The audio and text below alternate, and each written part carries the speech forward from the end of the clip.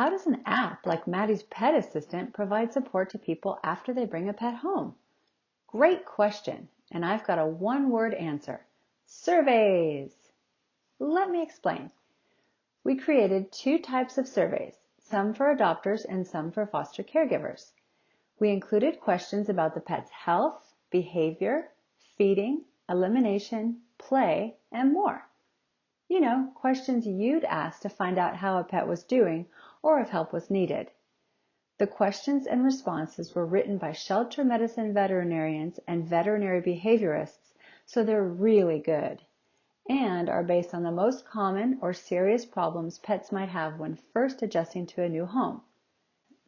The app sends several different surveys to caregivers focusing on the first month after a pet goes home. This helps track issues starting on their first day at home and lets you know if they improve or get worse over time. Knowing the history also lets you know if something the caregiver reports is typical during an adjustment period or indicates a problem. For example, it's not unusual for a dog or a cat to be a little shy or scared on their first day in a new home, but if that's still the case after a week or two, the advice would change. Want to know what adopters think about your adoption process? Great! You have the option of sending a survey about their adoption experience to assess your organization's customer service skills. Let's check out a survey.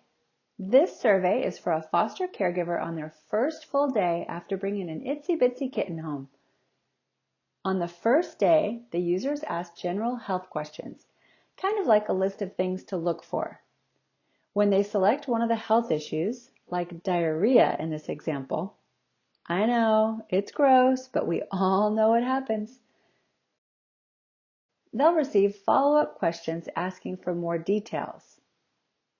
The follow-up questions help determine the severity of the issue, which then determines the response the app sends. You'd probably be a lot more concerned if a foster pet had blood-tinged watery diarrhea than one who had loose diarrhea on their first day at home, right? Well, the app would be too. After folks submit the survey, they immediately receive a response by email and also within the app. Immediately! That means they get instant advice without having to wait for a return phone call or email. We all love instant gratification, don't we? Here's what an email response looks like for a foster caregiver who has a foster kitten with diarrhea on day 1. Notice that the response includes helpful tips and links for more information, but it doesn't diagnose conditions or provide treatment plans. Only veterinarians can do that, and surprise, surprise, Maddie's Pet Assistant isn't a veterinarian. And if their answers indicate an emergency, like a kitten having trouble breathing, the app advises foster caregivers to contact their foster coordinator and adopters to contact their veterinarian as soon as possible. We've talked about day 1, now let's see what happens on day 3. Have I mentioned that the app has a memory of steel? The app remembers answers from previous surveys and sends additional follow-up questions about any issues they had to find out if they're better, the same, or worse than before.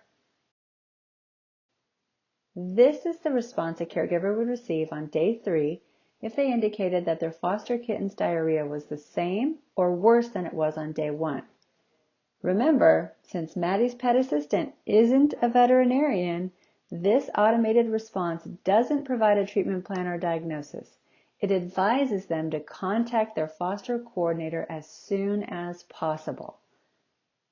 So now you know a little more about how the app's surveys and automated responses work.